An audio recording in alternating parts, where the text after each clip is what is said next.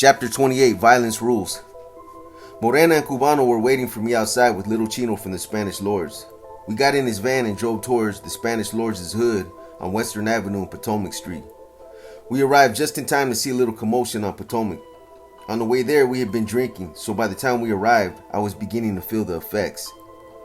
I got out of the van and realized that the commotion was between the Lords and the Cobras.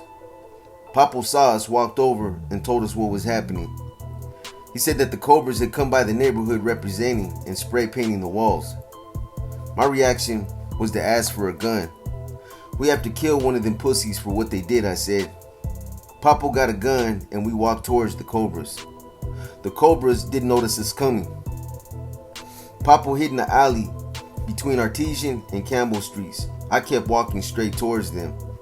The Cobras noticed me but hesitated to come after me. I continued to taunt them until they thought I was by myself. Finally, they came at me. When Papo saw me run past him, he jumped out of the alley and opened fire on the Cobras. 2 Cobras were shot. I could hear screams of pain as I ran back to the safety of the Lords' hood. I heard them shout, "We're gonna get you, motherfucker." I got in the van. Papo headed in a different direction. Chino drove me, Morena, and Cubana to Maria's apartment. They dropped me off and headed for Cadezzi and Armitage. Little Chino was wary that the Cobras might have seen me get into his van. He wanted to put the van into a garage just in case the police came looking for it. I went upstairs, but there was nobody in Maria's place. I had to let myself in through the back porch window. Maria always left the window unlocked for me. About 2 hours later, Papo arrived with little Chino and Morena. I was relieved to see them, especially since they brought beer and weed with them. I felt edgy. I knew getting high would calm me down. We began getting high while we laughed about how the 2 Cobras were crying out and screaming in pain. Little Chino, Papo, and Morena took turns complimenting me on my craziness. They said I was a real down brother. "He has to be," Morena said. "That's Little Loco from the almighty Latin Kings." I felt indestructible, proud, like a real tough guy. After all, I was Little Loco, a Latin king, down for my nation and proud of it. I was informed that one of the guys that got shot was a Latin disciple, so we should be expecting retaliation from them. The Latin disciples were a pretty big gang, more to be reckoned with than the Cobras. That night we heard gunshots echo in the air. The gunshots came from the direction of the Unknown's hood. We went there and found out the Cobras had killed an unknown. The dead unknown was called Scarface. He was one of their leaders. A big war had just begun between the Cobras and the Unknowns. I didn't know it then, but the Kings would also become part of the war because of their unification with the Unknowns. The stage was set for one of the bloodiest months I had ever witnessed in the city of Chicago. The area was flooded with police. We started walking back towards Maria's before the police stopped us. About a block and a half from Maria's place, a squad car shined their spotlight on us. Maria, Papo, and I stopped immediately. Little Chino was carrying a weapon, so he took off running. The police couldn't catch him, so they took their anger out on Papo and me. An officer grabbed Papo by the hair and throat and demanded that he tell him where Little Chino was going. Papo was trying to talk, but the officer was squeezing his throat so hard that he began to choke. The officer kept screaming questions at Papo, expecting him to answer while at the same time preventing him from doing so. "Let him go, he hasn't done anything," Morena screamed at the officer. The officer turned around and said, "Shut up, you little bitch, before we whoop your ass too." It was now my turn to get into the act. I immediately rose to Morena's defense. "She ain't no bitch, motherfucker. Leave us alone." "We have nothing to do with this," I barked at the officer. He walked up to me and punched me in the stomach. When he hit me, I buckled over, holding my midsection in pain. When I did that, he punched me in the back and I fell to the ground. Then he repeatedly kicked me and kept telling me, "So, you want to be a hero, you little faggot spick? Fucking pork chops infest our city with roaches. Then want to go get tough." He repeatedly kicked me. They took Papo into custody and left me there lying on the ground. Morena had been handcuffed and was being held face down against the car. "Leave him alone, leave him alone," I heard Morena scream. "Shut the fuck up, bitch," I heard the police officer scream at Morena. I was in too much pain to do anything other than to cover my face, just in case the officer decided to kick me there too. "Take that one, he's a Spanish lord, and they hang out with the unknowns," I heard the officer say, referring to Papo.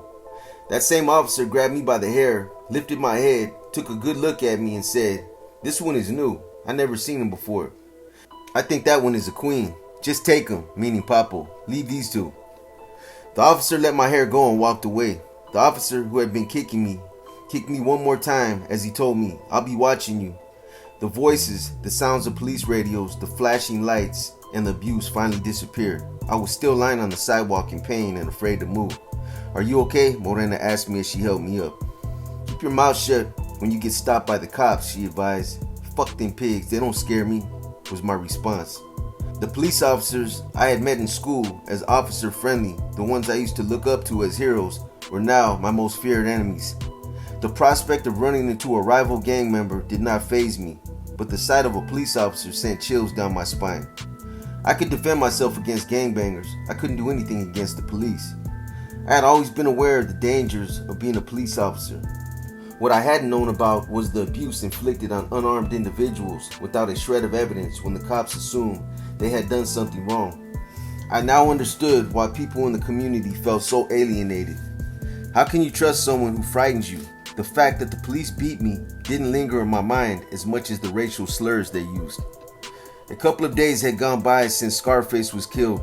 The unknowns were letting the heat die down so they could retaliate. Finally, the following weekend, they did retaliate. 3 unknowns drove into the Cobra's hood and opened fire on a group of people. 1 person was wounded and 1 was killed. As it turned out, neither of the guys hit was a Cobra. They were both disciples. The war was about to get out of control. A couple of nights later, the disciples drove into the Spanish lords' hood and opened fire on 2 guys they thought were lords. The guys they shot were Latin kings from California and North Avenues. So the violence spread. The kings did not get hit, but it was enough to warrant retaliation by the Latin kings. I was at Maria's when local came by and told me about the kings from California and the North getting shot. I was sober, so my reaction was very low-key and not reactionary. Scared and confused, I went with him to Cadezzi and Armitage for an emergency meeting. I was scared as hell. All I knew, I would have to go on a mission to retaliate against the disciples. I didn't want to go, but I was too scared to say so. On the way to Cadezzi and Armitage, we picked up some wine and began drinking. By the time we got to the meeting, I had drunk about a half a bottle of wine. Sitting at the curb waiting for the meeting to begin, the wine began to take effect. Suddenly, I was Little Loco again, Mr. Macho Latin King. "We gotta kill one of these punks," I said to nobody in particular. "We're Latin Kings, we're almighty. They can't get away with that shit," I said as I looked for more wine. "Wanna kill a D, Little Loco?" Loco asked me matter-of-factly. "Fuck yeah, give me a piece. I'll kill me a disciple." Loco pointed at me, called to Paco, and walked away. Paco walked toward the door, looked at me and said, "Come on." We left the clubhouse, got in the car, and headed for north in California. As we approached California, Paco pulled over and parked. "Get in the back seat," Paco told me as he looked around.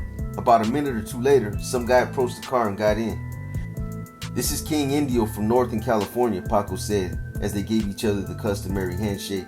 "King Little Loco is one of our new boys," Paco told Indio as he started the car and drove off. Indio, in his mid-20s, was a black and Puerto Rican with a mid-sized afro and a goatee. Indio was tall, with a slim build and a very serious demeanor as he spoke perfect English. Indio turned around, shook my hand and said, "So you're the one who's going to pull the trigger?" "Fuck yeah," I said. Indio chuckled, then looked at Paco kind of strangely. "He's a down little brother," Paco assured Indio as he looked towards the disciples' hood. On the way there, I explained to the guys that I knew the disciples' neighborhood like the back of my hand, so I would be able to set the disciples up for an ambush. In fact, I had become nervous about what would happen if I shot the disciples but didn't hit anybody. The ambush idea was my way of trying to get out of being a trigger man. I was still all for shooting a disciple, I just didn't want to be the one who did it. Paco and Indio agreed to my idea of an ambush. We drove up Herb Street until we reached Rockwell Street. There were about 20 disciples hanging out in the Von Humboldt school playground. The guys dropped me off and proceeded to an alley on Hearst between Rockwell and Maplewood Streets. The plan was to make the disciples chase me to the alley where Loco and Paco would be waiting for them. When I walked into the schoolyard, I noticed my old friend Speedy hanging out with the disciples. I looked around, decided exactly where I was going to run, and began yelling, "King Love, Disciple Killer, Almighty."